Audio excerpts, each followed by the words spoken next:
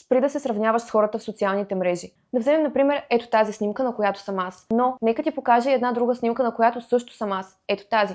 Обаче никой няма да се сравни с нея. Всички хора ще се сравняват с снимката, на която аз съм супер изчистена, с сложен тен, грим, прическа. Но нека не забравяме, че това е буквално по-малко от 1% от времето, в който аз изглеждам по този начин. Защото това е сценична форма. Аз като състезателка я поддържам за изключително кратък период от време, от чисто здравословна гледна точка, тъй като за мен винаги здравето е било на първо място. При нас жените има доста голям проблем. Когато жените започнем да качваме, защото искаме да вдигнем силата си, да ядем повече, да се чувстваме по-жизнени и щастливи, някакси мъжете няма да дойдете да ни кажат: браво, че вдигаш с толкова много. Те по-скоро ще са като май малко нещо си наедряла. Защо пак не си седиш 45 кг? Много е трудно човек да изгради майндсет, който да не позволява такива коментари да рефлектират върху него и върху целите, които той знае, че има и ги следва. Относно снимка номер 2. Не съм преяждала, напротив, следях си режим. Това беше диапазонът, в който аз от подготовка започнах да преминавам към период на покачване на мускулна маса, т.е.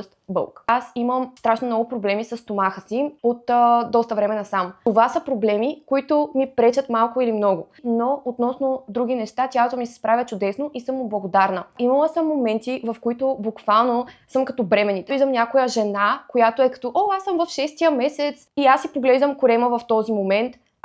Аз изглеждам по-бременна от жената. И не е защото съм преяла, просто самият ми организъм се справя малко по-бавно, трудно му е. И това са проблеми, с които аз живея. Да, обаче вие не знаете за тези неща. И ето защо ви казвам, не се сравнявайте с хората в социалните мрежи, защото вие не знаете те през какво преминават, какви проблеми имат, какво има в тяхната глава. Дори да виждате една жена, която е много слаба, тази жена може да има хранително разстройство. Може да обвързва стойността си като жена само на база килограми и това как тя изглежда. Може да има изключително нездравословна връзка с храната. Тази жена може да има хормони, които не са в норма. Не дейте да гледате само перфектното, защото перфектното не съществува. Никога няма да го промотирам, защото него го няма. Окей, да се стремиш да бъдеш най-добрата своя версия и напълно съм за това нещо. И аз винаги съм била такъв човек, който се стреми да бъде най-добрата си версия. Но ние сме жени, нашето тяло постоянно се променя и ние трябва да го уважаваме и да сме му благодарни за нещата, които то прави за нас. Не си мислете, че инфлуенсърките и състезателките постоянно всичките сме с пресата, с супер плоския корем. Със сигурност имаме моменти, особено преди менструация, в които ние просто се